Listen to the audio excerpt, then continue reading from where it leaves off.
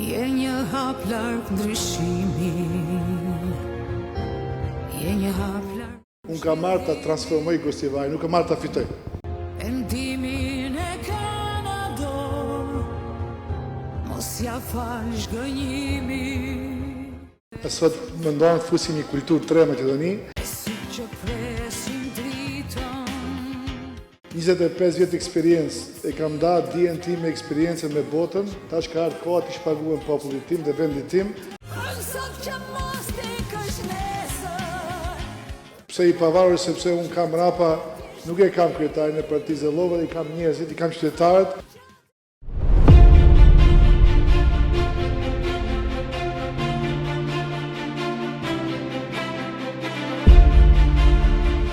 Zotri Ademi, po vini pa tubime, pa zhurmë, por me një qasje moderne, të drejtë për drejtë dhe me vizion. Kandidati pavarur, duke zgjedhur të flasësh me qytetarët nëpërmjet rrjeteve sociale dhe nëpërmjet mediave, duke respektuar kohën dhe mendjen e tyre. Përse vendoset në këtë formë të dilë? Shumë interesant kjo, duke respektuar mendjen dhe kohën e tyre. Sepse njerëzit janë të lodhur nga politika të mëdha, por nga realizime shumë pakta. Dhe e dyta, mua më intereson individi, jo masa. Më intereson preferencat, nevojat e tyre, që janë të përditshme dhe janë të zakonshme, dhe duke i artikuluar ato në zgjidhje, të cilat pastaj e përfshin masën. Dëgjojmë gjithandej duke thënë se nuk ishte momenti, ndoshta tani për Visar Ademin. Na thoni, pse ju menduat që tani është momenti?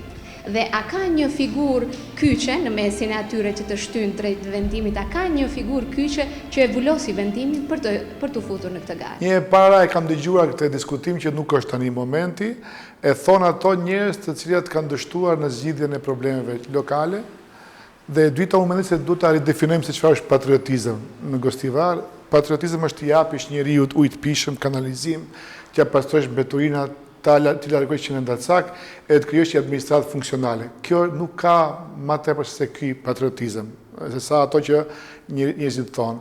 Edhe momenti është gjithmonë për njerëzit e duhur. Tani unë i kam thënë këtyre njerëzve si ka mundësi që është momenti për ty, që ti s'ke shkollë fillore, vendon vetëm llogon e partisë apo kryetarit të partisë, ndërkohë që unë jam doktor shkencë ekonomisë, jam menaxher, jam njeri i suksesshëm, nuk qenë ka koha për mua. Unë mendoj se Gostivari ka nevojë për një menaxher, për një profil si puna ime, që të mund të zgjidhin problemet komunale. Dhe e dyta, ajo që kush është një njeri, ma kanë suportuar, më kanë dhënë për kraje shumë miq, shumë shok, që kanë thënë që tani është momenti, por ajo që e vulosi është babai im, prindi im, i cili ka qenë gjithmonë kundër daljes time nëpër dalje televizive si analist. Ka thënë mos e ke karrierë, ke familje, nuk duhet të rrezikohen këto gjëra të cilat janë të rrezikshme. Por tani, pas sa vite tani është koha. Duhet dajsh dhe të japish një lloj zgjidhje të Gostivarit. Atëherë, për babain tuaj që ju sheh me kaq optimizëm dhe qytetarët e tjerë që presin diçka ndryshe, na thoni se kush do jenë 3 zotimet kryesore me anë të cilave po futeni në këtë fushat. E para njerë do jenë pastrimi i mbeturinave. Numër 1 dhe problemi kryesor i gostivarazve. E dyta është pastrimi nga qenia ndacak dhe trajtimi i tyre në mënyrë të dinjitetshme dhe civilizuese, dhe e treta është reduktimi i administratës shtetërore dhe korrupsionit i cili e glaboron zhvillimin tonë.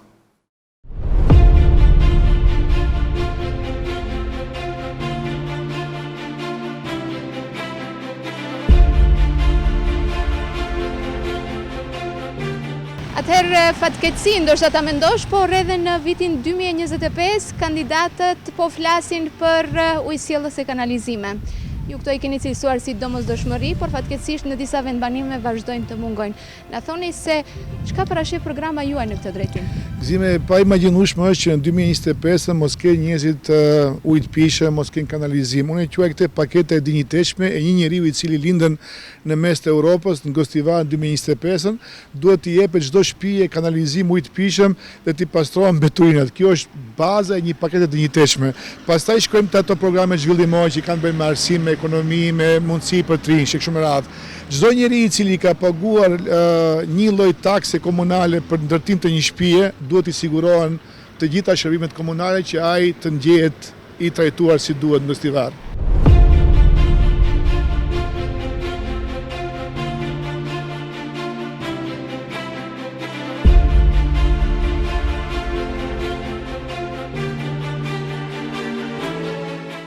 po flasim pak për higjienën e qytetit. Është një pikë shumë e ndjeshme për qytetarët.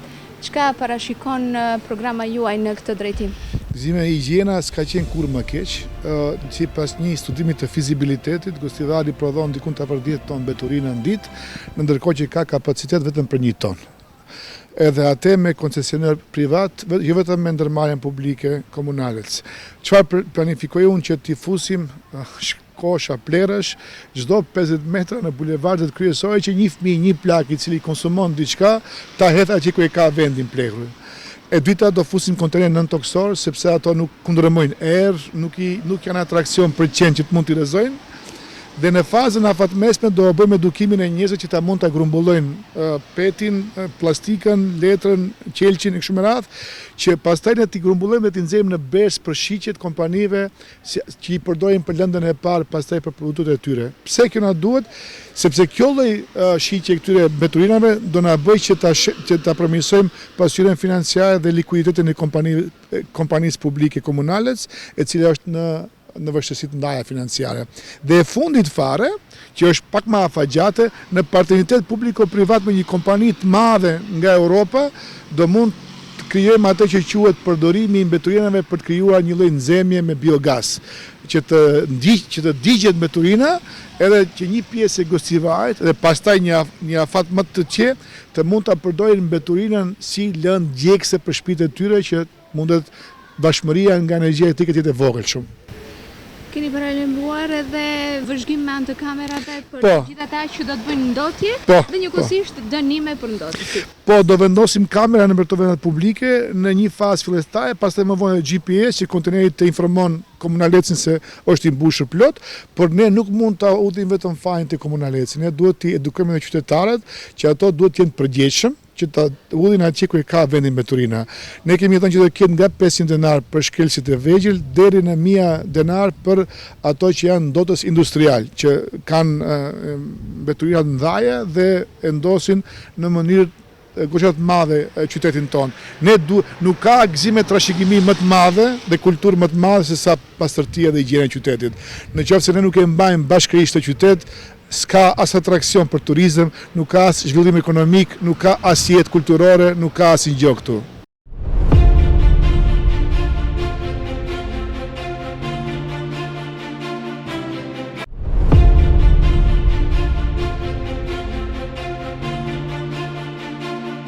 Transporti publik që do ta shkarkonte gostivarin nga mbi ngarkesa.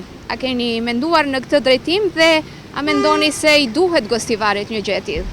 I duhet sepse zhvillohet në mënyrë kaotike dhe me vetë rregullim nga sektori privat dhe nga njerëzit. Gostivarit i duhet një planimetri shumë e mirë, e cila e shkarkon qendrën dhe e mban biznesin dhe trurin financiar në qendër, ndërkohë që krijon një lloj plani të detajuar urban, e cila i kthen lagjet tona kolektive jashtë qendrës gostivarit dhe krijon lagje të reja elitare me qëllim që të mundet të mos vijë gjithçka në qendër. Kjo e para dhe dyta do krijohen 4 parkingje të mëdha nën toksore, sepse ne s'kemi mundësi të bëjmë ato mbi kate, sepse s'ka hapësirë të madhe, ndërkohë që veturat tona duhet përfundojnë nën tokë, ndërsa mbi tokë duhet të ketë jetë, duhet të ketë gjallëri, duhet të ketë jetë shoqërore, që pleqët tanë të kënaqen me mbesët dhe me nipërit e tyre dhe prindërit mund të shijojnë një lloj kafe në qendër të qytetit. Sheshi do transformohet krejtësisht, do jetë i kyçur me parkun e vogël në mënyrë inkluzive, ndërkohë që në poshtë parkut ose poshtë qendrës do ketë vetura, parking në toksor, dhe atje do t'i mbajmë veturat tona, jo mbi tokë, dhe mbi tokë do ketë jetë, gjallëri e kështu me radhë. Dhe e treta, ajo që është akoma më rëndësishme është që gostivarit i duan bizneset të jenë në qendër, duke krijuar qendra multifunksionale që të mundet të operojnë biznes, që të mund të ketë jetë, mund të ketë argjime dhe të kthehen pastaj në mirëqenie për gostivarin. Ndërkohë që duhet shkarkohet nga trafiku i tepruar në qendër. Sa do ishte kapaciteti i parkingut nën toksor? Diku afër 500 deri 800 vende të reja parkingu do të krijohen, sepse gostivari ka deficit madh. Ne kemi shumë vetura, kemi pak njerëz, por kemi shumë vetura për shkak të mënyrës së jetesës që kemi ne këtu. Mi po këto 4 parkingje nën toksor do ta shtensionojnë shumë të lëvizjen në qendër, edhe më Gostivari nuk duhet të shkojë në mënyrë si tunel në qendër, po duhet kthehet nga qendra të kthehet drejt vendeve rajonale, sepse nuk është e logjikshme gëzime 1 metër katror në Gostivar në qendër të kushtoj 3.000 euro, ndërkohë që duhet kushtoj 30 euro jashtë Gostivarit, edhe do ketë disproporcion të madh të vlerave të patutshmërisë për shkak se kësaj logjike që gjithçka të bëhet në qendër. Gjithçka, edhe jetesa, edhe biznesi, edhe lëvizjet, edhe ushqimi bëhen në qendër. Jo, Gostivari duhet zhvillohet në mënyrë të barabartë edhe jashtë qendrës, duke i krijuar vlerë patutshmërisë edhe jashtë qendrës.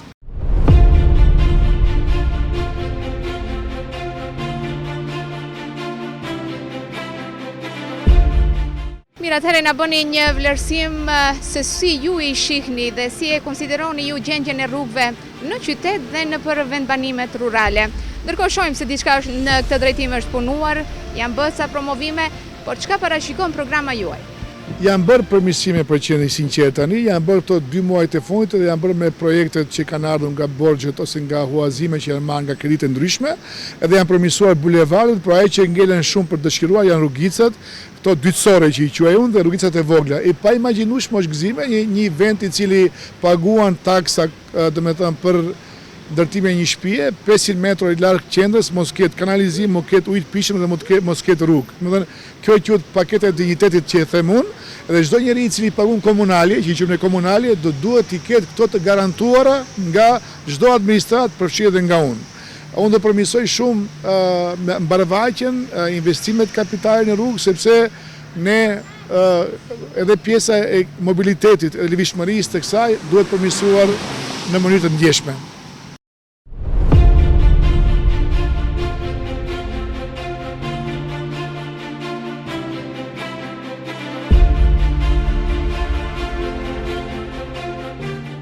Jemi këtu te stacioni i autobusave, nga i cili përcollëm shumë të rinj dhe të reja për një jetë më të mirë. Ndërkohë, të moshuarit ngelen të vetmuar, pa ndihmën dhe përkujdesjen e askujt.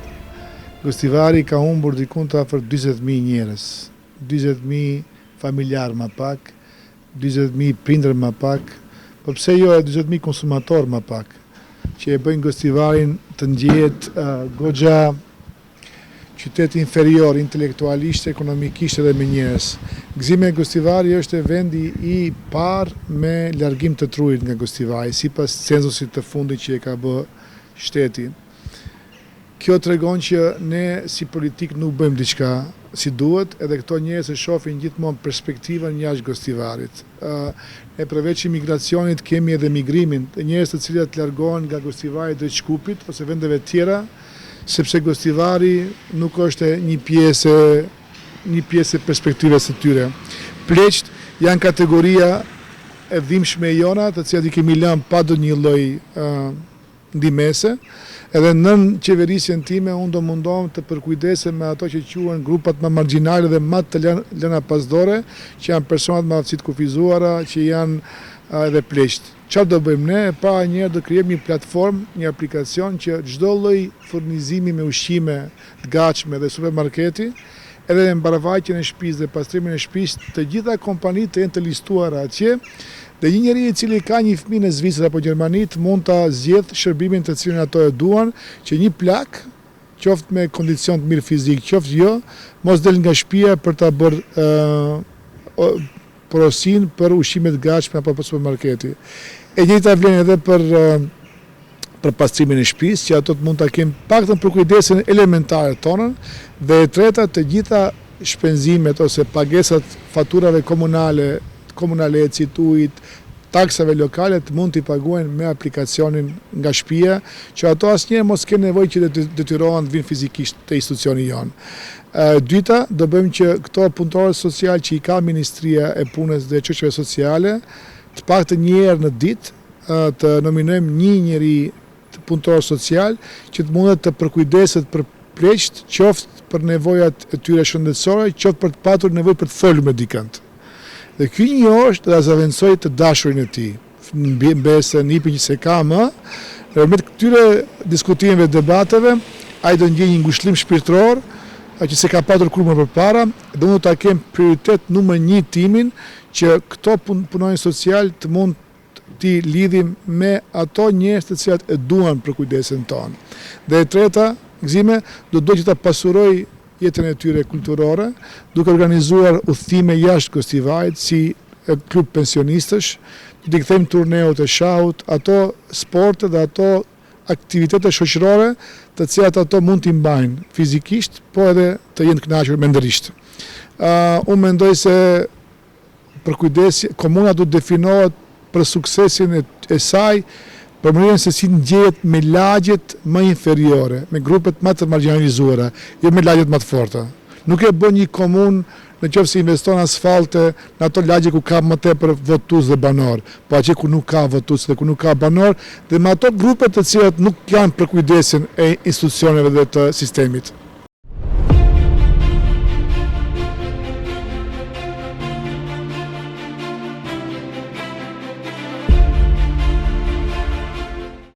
Atëherë folëm për strategjinë tuaj për të moshuarit të cilët si pasojë e migrimit ngelen vetëm, po na thoni çka planifikoni ju që të ndaloni migrimin e të rinjve në kuptimin e krijimit të një ardhmërie më të mirë për ta? Përgjigjja e shkurtër është të krijojmë mundësi për ata. Përgjigjja e gjatë është do krijojmë mundësi ekonomike, arsimore dhe përmbajtje më të mirë nga aspekti kulturor dhe sportiv. E para njerë, unë duhet ta krijoj gëzime hubin më të madh në Ballkan për sipërmarrësi, që quhet Startup Hub ose Gostivari Connect, si kemi quajtur ne, secila tregon që do te garnizori ushtarak që është në Banjis do i marrim atë hapësirën, do ta riparojmë, do ta rinovojmë, edhe do të jepet një hapësirë fizike pa para, pa pagesë, pa kompenzim trive, të cilët ka një ide biznesi dhe komuna ka për t'u kompenzuar rrymën elektrike, internetin dhe trajnime mentorshipe që ata të jenë më të përgatitur për një periudhë kohore për një viti. Momentin kur ato i bëjnë një vit, ato dalin nga inkubatorja dhe kthehen në tregun komercial për të mund të vazhduar, visuar biznesin e tyre. Ndërkohë që gjenerata e dytë pret për të futur pastaj tek inkubatori për të vazhduar edhe ato të njëjtin proces. Ne do ndihmojmë me trajnime, me mentorime, por edhe me pjesëmarrje në panajire komerciale që të mund t'i krijojmë një lloj tregu të ri që të mund të shes produktet dhe shërbimet e veta. Nuk do jetë më gëzime në banera Vistar Ademi për çdo tri Gostivajt, as logoja partijake, as kryetari i partisë. Duhet të jetë prindi, duhet të jetë vetja e vet, sepse unë, siç më kanë ndihmuar mua për gjetë punë dhe ka qenë dikush sebeb, edhe unë do të krijoj një lloj mundësie që një i ri të mund të përparoj vetëm, të ecën vetëm, vrapoj vetëm pa ndihmën e partive politike. Kjo e para. E dyta, do mundohem që të krijoj një lloj që përsëri me habe, kemi fjalë me një hap për edukim jo formal. Do të thënë do dua që në shkollë, nga shkolla fillore deri në shkollën e mesme, të lidhe me këto që janë trajnues privat apo me shoqërinë civile, që të mundet në shkollë të kemi javën e parë të shtatorit, java orientimit, dhe çdo prind ta regjistrojë fëmijën e vet, qoftë në aktivitete intelektuale, energji, STEM, matematik, shkencë, kështu me radhë, apo drama, apo poezi, ose në për sporte në fizike, basketbol, handball, futbol, edhe ne si komunë të krijojmë një lloj portali dhe të japim informacion në kohë reale se ku e ka prindi fëmijën. Në shkollën e mesme pastaj, edhe në fakt në shkollën fillore do të japim një raport përmbyllur, ekzekutiv në fund të vitit se çfarë lloj progresi ka bërë fëmiu dhe në fund të jep komuna një certifikat e cila ka për ta njoftur dhe ka për të shërbyer për ta futur në CV këtë lloj certifikate. Në shkollën e mesme do mundohemi ta trajnojmë fëmiun ose një të rritur me këto që quhen dije praktike me sektorin privat dhe duke e fuqizuar shumë punën praktike. Dhe e treta fare, do mundohem që tritë e Gostivajt për ta mbajtur trashëgimin kulturore pastor dhe gjallë me diasporën, të çoj për 3 muaj në punë praktike me diaspora e Gostivarase, ndërkohë që fëmijët e tyre t'i kthej prapë në punë praktike në kompani Gostivarase. Pse? Që të bëhet shkëmbimi i dijeve dhe provojave që edhe Gostivarasi që janë jashtë të kenë një lloj lidhshmërie emotive me Gostivarin, po edhe ne të njohim të praktika pozitive për ndihmojat të cilat mund t'i sillim pastaj në Gostivar. Dhe e fundit fare do dua që ta përmirësoj jetën sportive, kulturore dhe duke krijuar përmbajtje me aqua park e kështu me radhë që një i ri i Gostivarit mos shkojë më në Shkup, mos shkojë më në vende të tjera, po të ri këtu dhe të kënaqet këtu.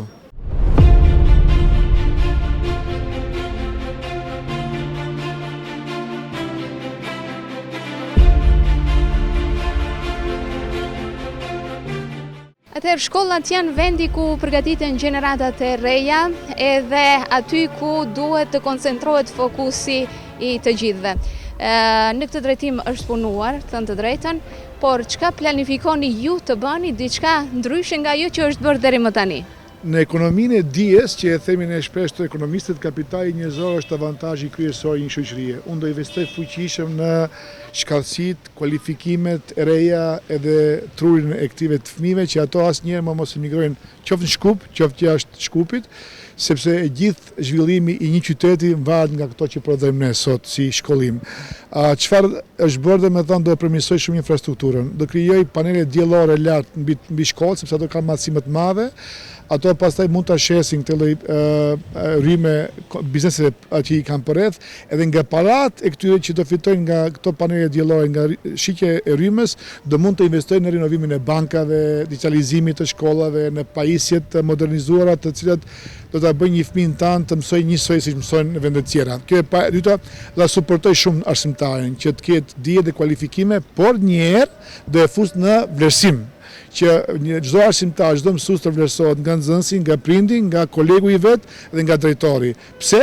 Jo për ta penalizuar mësuesin, nuk është kjo qëllimi. Ideja është që nëse ka vlerësime negative në aspektin pedagogjik dhe profesional dhe në aftësitë e buta, të krijojë një plan zhvillimor me mësuesin që këto të marrin trajnime që të mund t'i përmirësojnë ato lloj fusha ku ato ndjehen të mangëta. Te shkollimi profesional do punoj shumë me bashkëpunim me sektorin privat që të krijojmë profile dhe kualifikime të reja që mos ketë më nxënës të cilat nuk kanë interes për shkuar në një profil i cili nuk e punson apo nuk i jep një mundësi në sektorin privat. E katërta, do investoj fuqishëm në infrastrukturë, duke filluar nga qerdhet, sepse kemi diku të 850 nxënës janë në listë pritjes. Do krijojmë qerdhe të reja që çdo fëmijë i cili ka prindrit në shkollë, të mund të shkojë në qerdhe. Dhe e fundit do investojmë fuqishëm në digitalizimin e mësimdhënies e infrastrukturës, sepse nuk mund të kesh një fëmijë të konkurrueshëm me dije, me kualifikime, i cili nuk ka pajisje moderne. Pajisjet moderne nuk janë më diçka e cila domosdoshmëri. Edhe kjo duhet të sigurohet nga komuna. Sporti dhe kultura shërbejnë si letër njoftim për një qytet. Na i zbuloni pikat më të forta të programës tuaj që kanë të bëjnë me këto dy sfera. Shive, kultura dhe trashëgimia kulturore duhet të jenë pasuria më e madhe e këtij vendi dhe duhet të kthehen në potencial ekonomik, jo vetëm kulturor. Ja, do t'i tregoj 3 gjërat e para. E para një që besën do ta kthejnë pasuri kombëtare, pasuri qytetit. Siç e ka UNESCO-ja me pasuritë natyrore të shteteve, unë do bëj një listë të gjitha gjërave pasurore që janë të komunës, por ne kemi neglizhuar me kalimin e viteve. Besa do të jetë nën monitorimin dhe buxhetimin dhe nën interesin ton qytetit, që të kthehet në pasurinë e madhe të qytetit e do ta revitalizojmë dhe ta mbajmë gjalla që mund të ketë program si që jemi mësuar ne ta kemi. E dyta, për herë të parë do krijojmë një lloj parku memorial ose për një muze për viktimat e luftës Kosovës, që kosovarët mund të shohin një lloj shenje se ku kanë qenë prindërit e tyre, apo ku kanë lidhur ata, apo ku kanë patur persona të cilat mund të kenë vdekur në atë lloj kampi të humanitar që ka pasur në Qegran. Kampi i Qegranit ka qenë kampi i dytë më i madh humanitar pas luftës dytë botërore, edhe ne s'kemi asnjë lloj shenje që tregon që këtu ka patur 65.000 njerëz të cilët kanë gjetur mikpritjen, kanë gjetur zemrën e hapur dhe kanë gjetur një lloj mirëseardhje nga qyteti jonë. Dhe e treta, do e ndihmoj fuqishëm sportin, do ta kthejmë përsëri klubin futbollistik Gostivari në ligën e 4 dhe do mundohemi që gradualisht ta kthejmë në ligën e parë, ndërkohë që të gjitha klubet tjera sportit do t'i ndihmojmë edhe financiarisht edhe me koncept zhvillimor që të mundet të jemi të konkurrueshëm edhe në sport me qytetet tjera.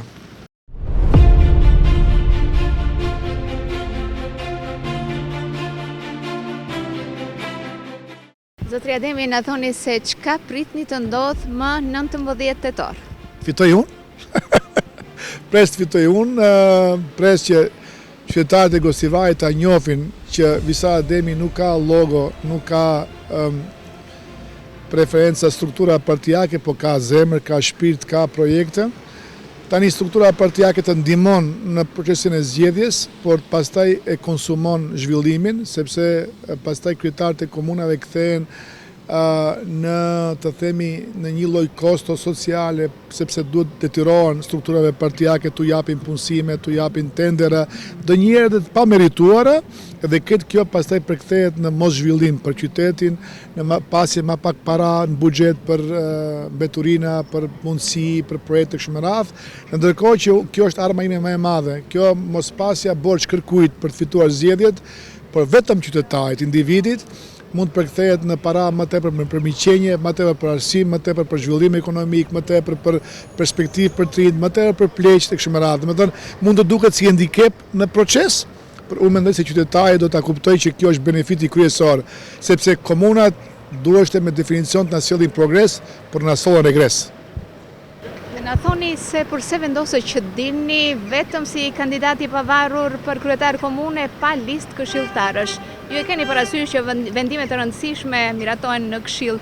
Në qoftë se pastaj ju hasni në ndonjë bojkot nga ana e këshillit, a keni një alternativë veprimi? Shive, problemet më mëdha kanë ndodhur kur është dashur të punësohen njerëz edhe kanë pasur debate partijake, unë do të punësoj kaq, do të punësoj kaq. Nuk besoj që do ketë këshilltar që unë do të dal me një projekt për të bërë për shembull salla sportive apo këndër lojash apo aqua park apo parking në toksor, dhe do ketë këshilltar që do thotë unë se dua këtë, për shkak të mërive inateve partijake.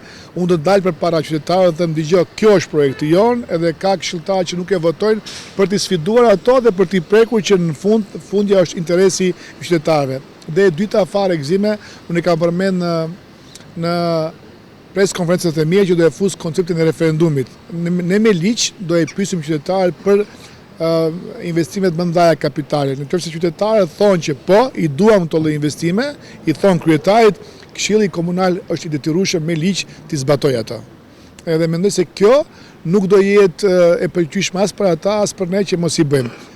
Nuk është ideja unë të krijoj luftë me Këshillin Komunal. Ideja është që të kemi një lloj koalicioni, harmoni që të vazhdohet në investimet kapitale për Gostivarin. Unë do kërkoj që ky bashkëpunimi të vazhdoj përtej inateve partijake, sepse unë nuk kam as logo, as parti politike, kam thjesht qytetarin në fokus. Edhe do mundom që të krijoj ura bashkëpunimi, edhe besoj që do arrit ta krijoj këto ura bashkëpunimi.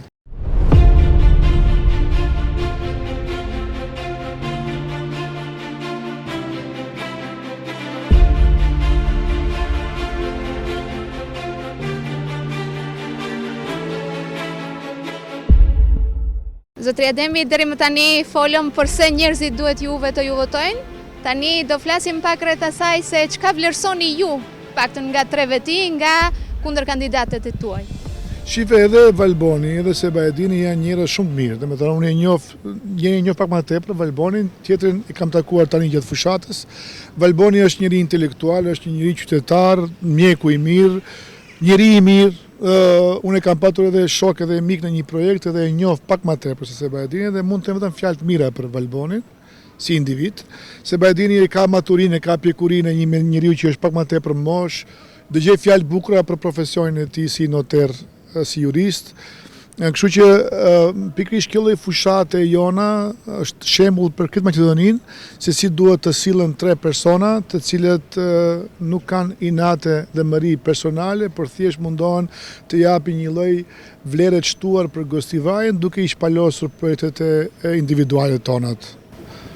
Dhe për fund, përse njerëzit duhet të ju votojnë juve dhe jo ata? Mendoj se ka ardhur koha që në kryet Gostivarit ketë një ekonomist, një profesionist, një njeri e cili e din në bazë dhe e njeh zhvillimin ekonomik të qytetit, sepse në të kaluarën ka patur ndoshta persona si qëta shumë të mirë, po ndoshta nuk e ka njohur mjaftueshëm problematikën e institucionit dhe zhvillimit ekonomik. Unë mendoj se e kam bagazhin, e kam dijen, e kam eksperiencën, e kam njohuritë, dhe aq më tepër i kam përvojat dhe kontaktet me bashkinë ndërkombëtare për të sjellur shumë para projekte ndërkombëtare në Gostivar. Nuk e di a e dini, po unë jam njeriu i cili ka përpiluar dhe ka sjellur projektin e ICANE në Gostivar, duke mos qenë kryetari i komunës. Kam sjell projektin e parë ndërkufitar me Bashkinë e Korçës financuar nga Bashkia Evropiane. Di, kam potencial, e njoh problematikën dhe mund sjell shumë para të lira që i ka Bashkia ndërkombëtare për zhvillimin komunal. Dhe e fundit fare, domethënë unë jam ekspert që ka punuar shumë me programe partneriteti sektorit privat dhe arsimit dhe mendoj që do ta transformojmë Gostivarin në një qytet i cili ka patur dinjitet, ka patur trashëgimi, por e ka humbur atë rrugës dhe do ja rikthejmë një triu që njëre për gjithmonë ta shef Gostivajin si të parin opcion dhe pastaj të konsiderojë të tjerët. Ne nuk kemi për ta ndaluar njëri i cili do të bëjë karrierë ndërkombëtare jashtë, por do mundohemi që këtij personi i cili don të rinë Gostivar të krijojmë kushte që të rinë Gostivar. Ne ju falenderojmë për kohën që ndajtët që të komunikoni me qytetarë nëpërmjet televizionit ton dhe për fund ju urojmë suksese. Faleminderit shumë, gëzimi ishte kënaqësi e madhe dhe unë ju uroj gjithë mirat juve në jetë edhe në profesionin e juaj dhe shikuesve të juaj ju uroj jetë shëndetshme.